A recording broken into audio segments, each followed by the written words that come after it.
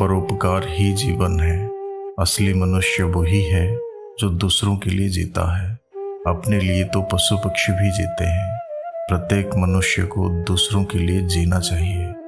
पशु पक्षी सभी अपने लिए जीते हैं। मनुष्य ही ऐसा है जो अपने लिए और दूसरों के लिए जीता है। साथियों, एक छोटी सी कहानी है। समुद्र के किनारे एक लड़का अपनी माँ के साथ रहता था। उसके पिता नाविक थे। कुछ दिनों पहले उसके पिता जहाज लेकर समुद्री यात्रा पर गए थे। बहुत दिन बीत गए पर वो लौट कर नहीं आए। लोगों ने समझा कि समुद्री तूफान में जहाज डूबने से उनकी मृत्यु हो गई होगी। एक दिन समुद्र में तूफान आया। लोग तट पर खड़े थे। वो लड़का भी अपनी माँ के साथ वहीं खड़ा था। उन्होंने देखा कि एक जहाज तूफान में फंस गया है। जहाज थोड़ी देर में डूबने ही वाला था। जहाज पर बैठे लोग व्याकुल थे। यदि तट से कोई नाव जहाज तक चली जाती तो उनके प्राण बच सकते थे। तट पर नाव थी, लेकिन कोई उसे जहाज तक ले जाने का साहस ना कर सका। उस लड़के ने अपनी माँ से कहा, माँ, मैं नाव लेकर जाऊंगा। पहले तो माँ के मन में ममता उमड़ी। फिर उसने सोचा कि एक के त्याग से इतने लोगों के प्राण बचा लेना अच्छा है। उसने अपने पुत्र को जाने की आज्ञा दे दी।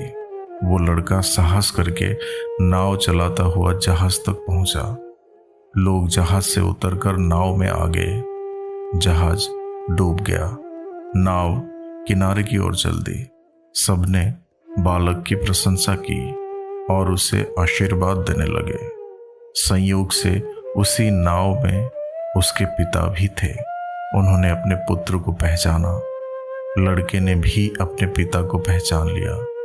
किनारे पहुंचते ही बालक दौड़कर अपनी माँ के पास गया और लिपट कर बोला, माँ, पिताजी आ गए।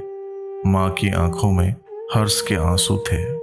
लोगों ने कहा, परोपकार की भावना ने पुत्र को उसका पिता लौटा दिया। साथियों, यहाँ हर कोई कुछ ना कुछ पाने के लिए भाग रहा है, पर अंत में वही सबसे समृद्ध होता है जो इस भागम भाग में भी दूसरों के बारे में सोचने और उनका भला करने से नहीं चूकता है। सच्चा परोपकार वो है जिसमें दूसरों की भलाई के लिए अपने स्वार्थ को त्याग दिया जाए। जीवन का वास्तविक सुख दूसरों की सेवा में है। दूसरों की भलाई करना ही सबसे बड़ा धर्म है। परोपकार वो दीपक है जो अपने आप को जलाकर दूसरों के जीवन में प्रकाश फैलाता है। जब हम किसी की मदद करते हैं तो असल में हम खुद का भी उत्थान करते हैं। परोपकार कीजिए, क्योंकि ये आपके दिल को भी रोशन करता है। साथियों, आशा करते हैं ये छोटी सी कहानी आप लोगों को पसंद आई होगी। कहानी अच्छी लगी हो तो चैनल को सब्सक्राइब करें, वीडियो को लाइक और शेयर करें। तो फिर मिलेंगे साथियों अगले एक वीडियो में। तब तक के लिए अपना ख्याल रखना और हमेशा हंसते मुस्कुराते हुए रहना।